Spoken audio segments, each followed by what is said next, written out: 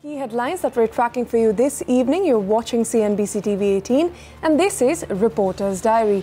Straight to the top story this hour then, a day after the Lok Sabha cleared the bill to provide 10% reservation to the economically weaker sections, the centre has tabled the bill in Rajya Sabha.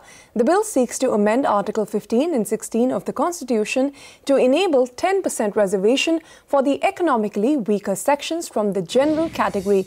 Now, the debate over the bill is currently underway in the upper house and several opposition leaders have questioned the timing of the government's move. Countering the opposition's charge, BJP members have said that Prime Minister Modi is fulfilling a promise made in every party's manifesto. जिस दीप को बहुत पहले जलना था, उस दिए को अगर नरेंद्र मोदी ने जलाया है, प्रज्वलित किया है, तो उसके आलोक में, उसके उजाले में भारत के युवाओं को आने दीजिए। मैं समझता हूं, मेरी इस भावना को आप सभी लोग समझ गए होंगे। जय हिंद, जय भारत। हमारे दल ने इसके पक्षधर हैं।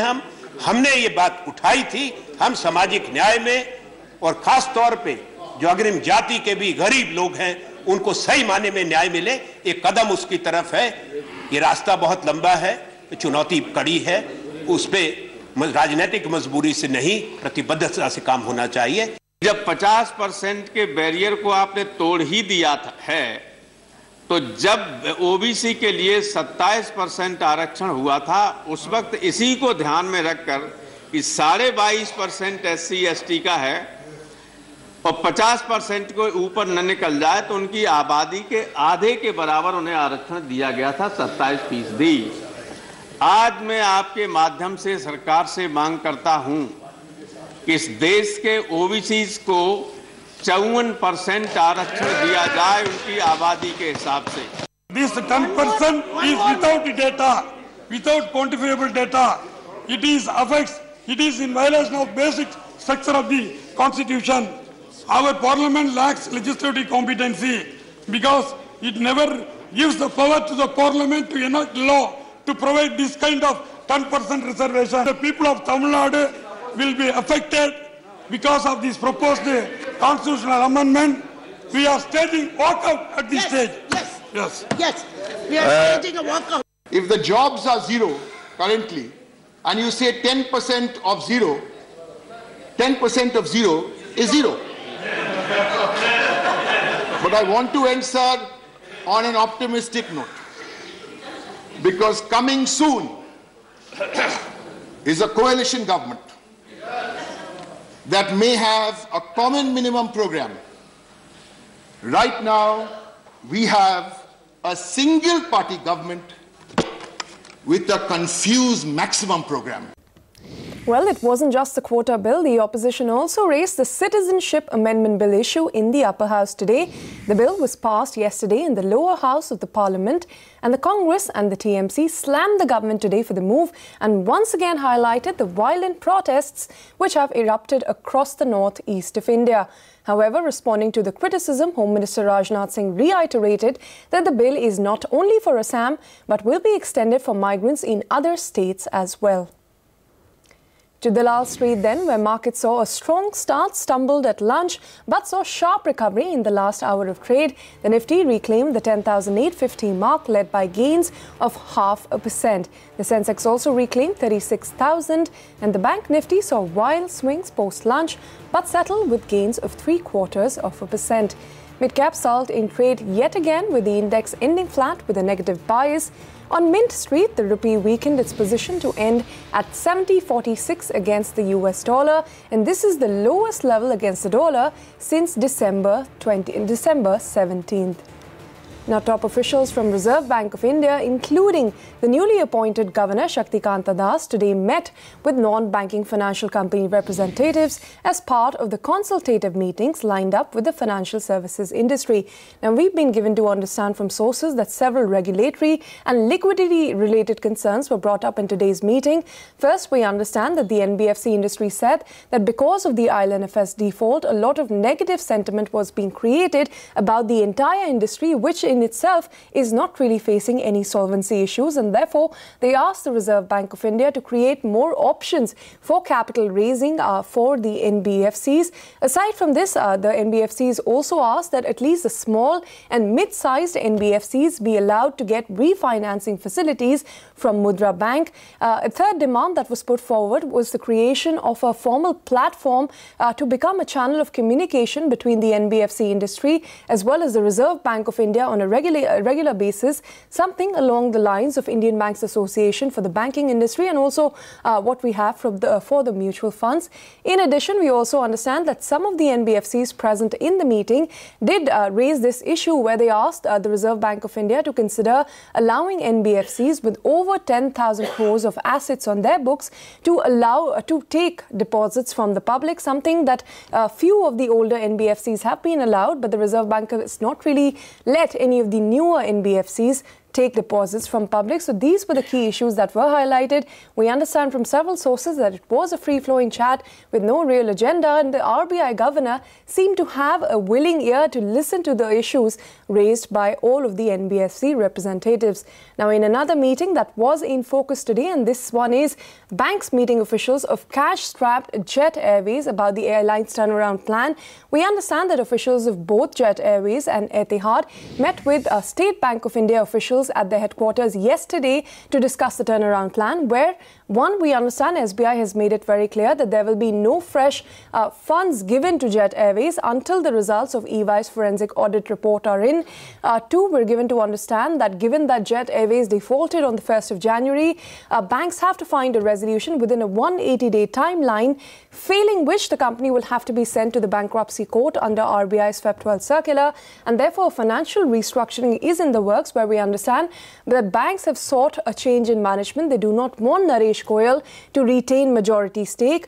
In fact, they've also, given to understand, asked Naresh Goyal to give up his board seat, but in a compromise of sorts, we understand that they are agreeable to his son Nivan Goyal taking up the board position. However, after this restructuring, which will include conversion of part debt into equity, the bankers will now then, after restructuring, hold stake in Jet Airways, plus, some fresh capital infusion coming in from the current promoters. We understand that Goyal's stake after this restructuring proposal will fall to below 20%, something that will continue when his son, if at all, takes over his board seat. This is broadly the contours that were discussed. Do remember there's 1,700 crores of repayment due between now and March, and therefore a possible moratorium was also discussed, which of course will be given only after all the lenders are on board. You're still with Reporter's Diary, and the big story that we're tracking for you today, the much anticipated meeting to decide the fate of CBI Chief Alok Verma will be held later tonight. Now remember, yesterday the Supreme Court, while reinstating Verma as the CBI director, had barred him from taking any major policy decisions until the selection panel, which comprises of the Prime Minister, Opposition Leader and the Chief Justice, decide on his status. CNN News 18's Arunima joins us for more on this story. Arunima, what are you picking up in terms of what is to be expected from this meeting? The all-important meeting for the selection committee of CBI is slated to be held tonight after Mallikarjun Kharge wrote to the government. He wrote a letter to the cabinet secretary saying that he needed more time to go through the CVC report, and therefore the meeting be held on Friday. Now we are told that the government has decided that it will go ahead with the meeting tonight itself. Mallikarjun Kharge, if he goes there, might at the meeting again say that he wants more time. And why is that CVC report so crucial? Because the CVC report really investigates, inquires into the allegations made against Alok Verma. That report is the basis of the decision whether Alok Verma is fit to continue as Director CBI after Supreme Court reinstated him, or should he be asked to step down again. Justice A.K. Sikri is the nominee for Chief Justice of India, Ranjan Gogoi. He might well be the deciding person in that panel, which has the Prime Minister, the leader of the single largest party in opposition, Mallikarjun Kharge in this case, and the Chief Justice or his nominee. So at 8 o'clock, that meeting is to take place. We'll have to wait and see if a decision is taken tonight itself or if it is postponed for another day, giving Alok Verma, who retires in first week of February, a little more time as the uncertainty over CBI prevails. All right, Arunima, thank you very much. So 8 o'clock is when that important meeting is slated to be held. Now moving on to a CNBC TV 18 exclusive, the GST Council is set to meet tomorrow, and we learn from sources that at its 32nd meeting, the Council will focus on revenue mobilization. Sources say that the Council may consider a special report prepared by the group of ministers on mobilizing this revenue. Timsy Japuria is here with more details. Timsy, take us through what is expected in this meeting. Well, as you rightly mentioned, the Revenue Mobilization GOM has submitted its report, and this special report will be considered by the GST Council on January 10th, that is tomorrow when they meet. Now, if you see the analysis that government data shows right now, it shows that the revenue shortfall during the period of April to December has slipped back again to 13%. This number had recovered to 10% during the period of April to November. But yes, after the dismal performance of November figures which were recorded in December, the figure has again slipped back to 13%.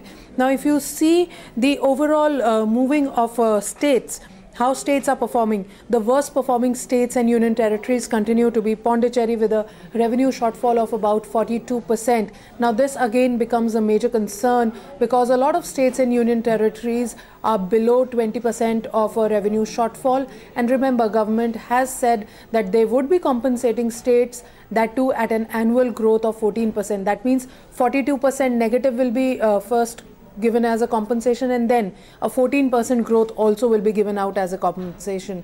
So it becomes heavy on government's pocket to compensate such states such as Pondicherry, Punjab, Himachal Pradesh, Uttarakhand, Jammu and Kashmir.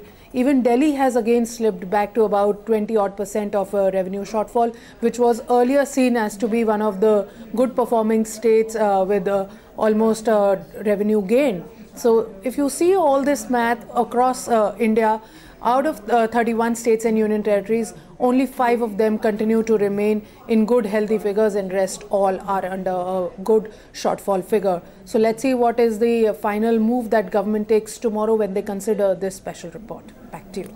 And we'll have you back to report on that. Timsy, thank you very much for joining in with that. Now here's the other headlines that we're tracking for you today. Prime Minister Modi has intensified his counter-attack against the Congress on the Rafale issue. Addressing a public gathering in Maharashtra's Solapur, the Prime Minister took a dig at the Congress for its alleged link with Christian Michel, the key accused in the Augusta Westland chopper case. Connecting both the Rafale and the Augusta Westland deals, the Prime Minister said that the Congress needs to explain its association with Michel Mama. मैं कल अखबारों में देख रहा था कि helicopter घोटाले के जिस बिचौलियों को सरकार खोज रही है, उन बिचौलियों में से एक को विदेश से उठा करके लाया गया है। वो सिर्फ हेलीकॉप्टर वाली डील में ही शामिल नहीं था, बल्कि पहले की सरकार के समय लड़ाकू विमानों का जो सौदा जा होता था, उसमें भी उसकी भूमिका थी। कहीं मिशेल मामा की सौदेबाजी से ही तो उस समय का डील रुक नहीं गई थी।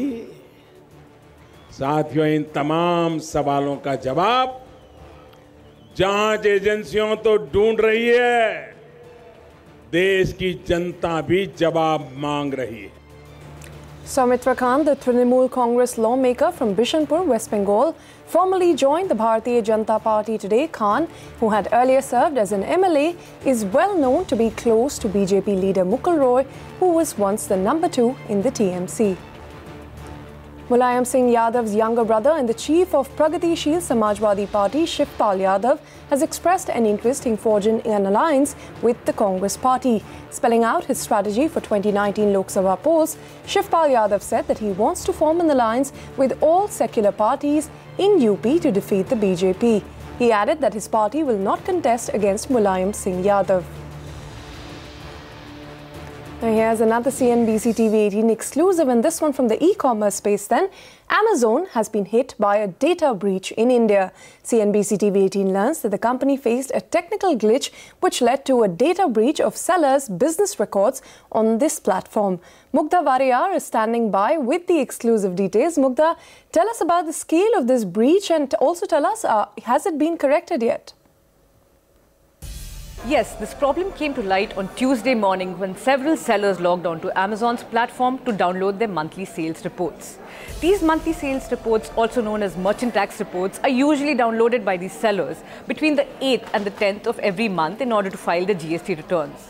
Now, some of the sellers I spoke to said that the reports they downloaded this time carried incorrect data as well as data of other merchants on the platform. Now, this is what has raised concern among sellers that their own business data could have been exposed to other merchants as well. Now, these merchant tax reports mainly carry sensitive business data of these vendors on the platform, including their orders processed, the sale volumes across categories, as well as the inventory. The scale of the data breach is not clear, but Amazon has over 4 lakh sellers on its platform across the country. When contacted, Amazon India said that the problem had been identified on Tuesday and that it was a technical issue which had been rectified within a few hours. And Amazon now says that the sellers now have access to the correct merchant tax reports. Back to you. Tim Cook feels that the trade tensions between America and China are a temporary phenomenon and that it was in the interest of both nations to reach an agreement. Cook was speaking to CNBC's Jim Cramer days after the tech giants slashed their first quarter revenue guidance, primarily on the back of weak iPhone sales in China. Now, Cook, however, remains optimistic about improving trade ties between US and China. Listen in to that conversation.